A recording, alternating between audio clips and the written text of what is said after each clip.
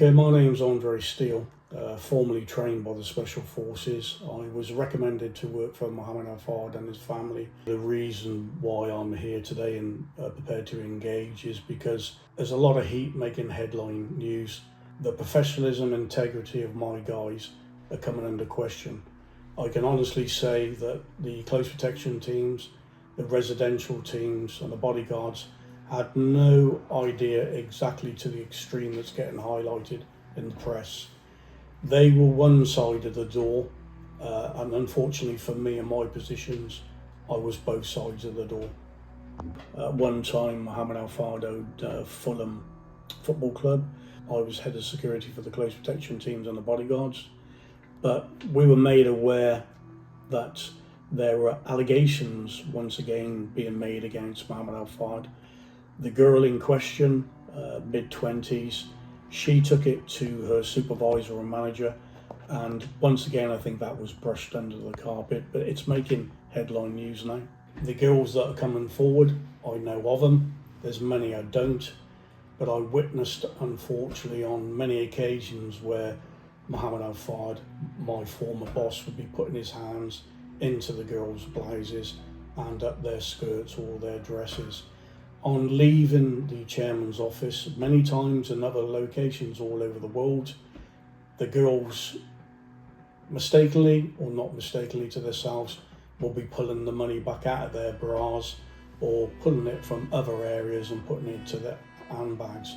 A lot of locations, what I will say is, which I'm a bit disillusioned more so to Harrods, the evidence is there. It's on camera, it's all there.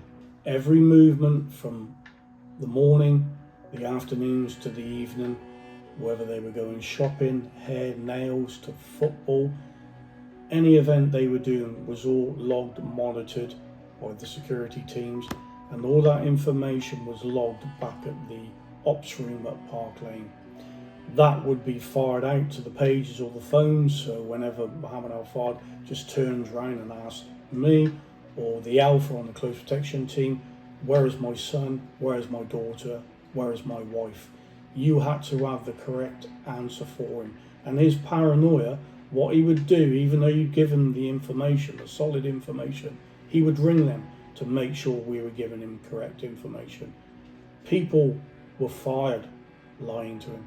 On being at Barrow Green Court, Surrey, which is the family country estate, I witnessed instructions from the boss, timings, dates, preempt when girls were arriving for Mohamed Al Fayed's, let's say, attention. The code was, in his words, I call them massages. They weren't no massages. Basically, they'd arrive 8, 9 o'clock and they wouldn't leave till about midnight, 1 o'clock in the morning.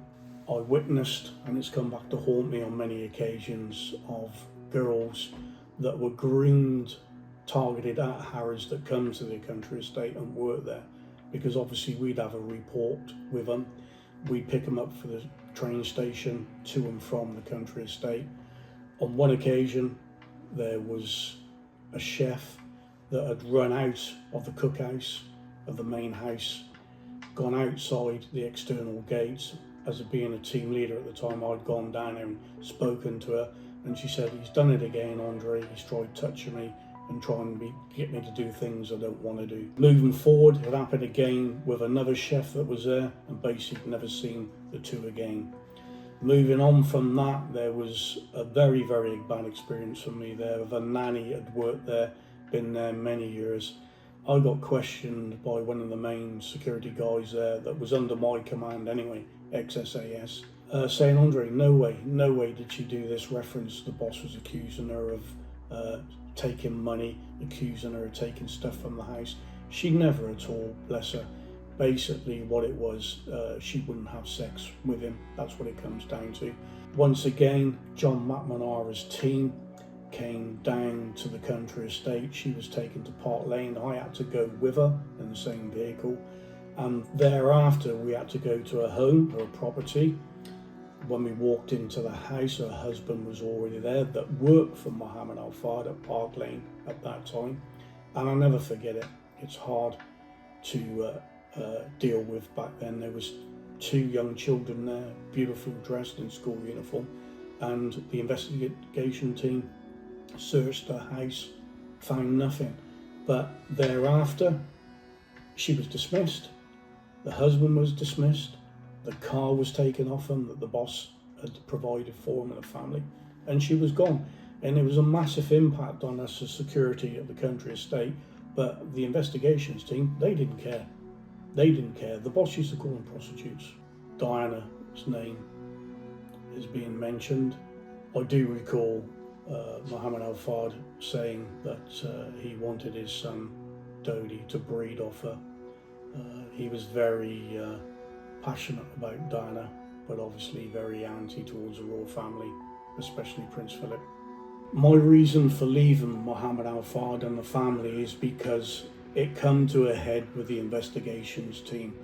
I was trying to protect my team, professionalism and integrity. I was not having my lads engaging in corruption, fraud and surveillance on the command of John McNamara and 2 other guys I can't mention at this moment in time. I was offered a large amount of money to resign. I just scribbled on a piece of paper, left Harrods, went to Park Lane, packed my gear, went up to Paddington Station. An ex-SAS guy from the country estate rung me. Andre, do not leave that platform. Wait for me, and then we would go to Hereford. From thereafter, the pack of cards started falling.